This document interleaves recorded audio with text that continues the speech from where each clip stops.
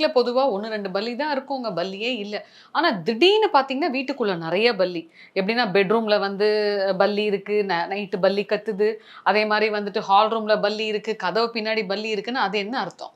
அதாவது வீட்டில் வந்து பல்லிகள் எல்லா இடத்துலயும் இருக்கலாம். இருக்கலாம். ஆனா சில இடத்துல இருக்கக்கூடாது. எந்த இடம்னா கிச்சன்ல இருக்கக்கூடாது அப்படிம்பாங்க.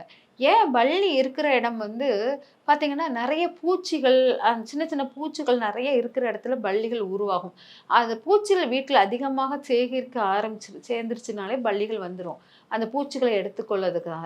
அப்ப கிச்சன்ல வந்து பல்லிகள் நடமாட்டம் அதிகமா இருந்துச்சுன்னா, நெறைய பூச்சிகள் வந்து கிச்சன்ல வந்து உருவாகியிருக்குது. கரப்பானு அந்த அப்போ வந்து ஹெல்த் வைஸ் வீக் ஆக போகுது கிச்சன்ல இருந்துச்சுன்னா. கிச்சன் வந்து தென்கிழக்கு மூலை சைடு. அந்த சைடு வந்து நமக்கு பல்லிகள் நெறைய நீங்க பார்த்தீங்கன்னா, உங்கள் உடல் ஆரோக்கியத்தன்மை கெடுதல் இருக்குது. அத வந்து சரி பண்ணுங்கங்கிறது பல்லி வந்து ஐடென்டிஃபை பண்றது அப்படிங்கிற மாரி அர்த்தம். அதனால கிச்சன்ல இருக்கக்கூடாது பல்லி அப்படிங்கிறது. அதேமாரி பெட்ரூம்லயும் ரொம்ப இருக்கக்கூடாது அப்படிங்கிறது பெட்ரூம்ல வந்து அதிகமாக இருக்க வேண்டாம் அப்படிங்கிறது நம்ம முக்கியமாக எடுத்துக்கலாம்.